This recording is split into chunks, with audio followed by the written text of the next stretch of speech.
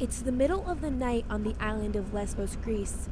Konstantin Kadel sits in his white van, looking out to the dark ocean, waiting for any approaching sign of refugees. Arriving in September, I just came to do anything I could possibly do to help, with no expectations, and to find my role as I went. So. Konstantin, or Dino as he's known, is an independent rescue volunteer from Boston. He left behind a life of banking and semi-professional football to move here to the seaside town of Mytilene. The time had come that I was gonna walk away from the finance industry due to the high level of toxicity in the finance industry.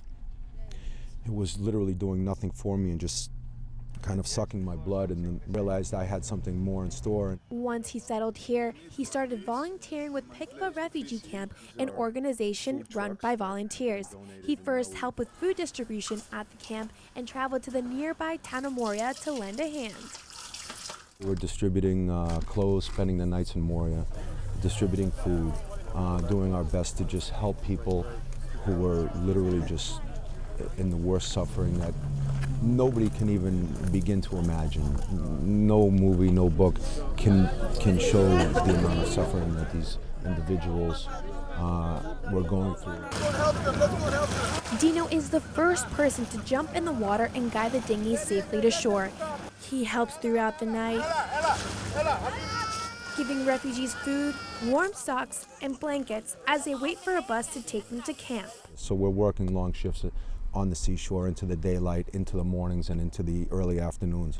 Dino works alongside his volunteer partner, Thanasis, who is a native of a small town on the mainland. Their goal is to... I want to help the people to come out, to feel safe, because they are stressed, they are nervous, they don't know what's happening. They don't get paid, but they say their hard work is worth it.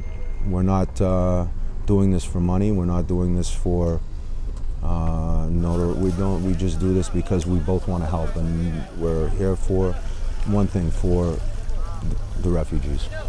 Volunteers from all over the world, like the ones gathered here behind me, dive into the waters to save the refugees every day. But they say that they are not the heroes, that the refugees are the heroes themselves. Dino recalls the earlier days of the crisis. And one of the most incredible things about it was they were continuously thankful, even after suffering in the mud, while they're getting tear gassed, while they're getting screamed at, while they're getting beaten by police, they're saying thank you.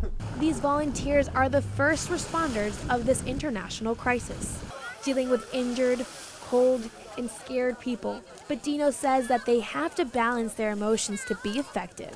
For me, it was the most emotional thing I've ever went through in my entire life, and I learned to acclimate and assimilate as quickly as possible.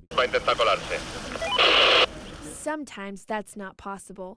Hotel owner and rescue volunteer Demetrius Vatis recalled one day in particular. That we started crying before even going close to them to help them. You cannot help but react in such human way or whatever about the problems that a human person has. Another volunteer from Germany says these migrants are just like you and me.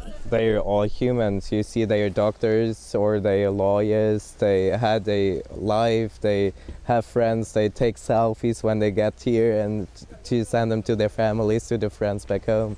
Dino says the crisis unfolding here has a lot in common with U.S. tragedies like September 11th and the Boston Marathon bombing.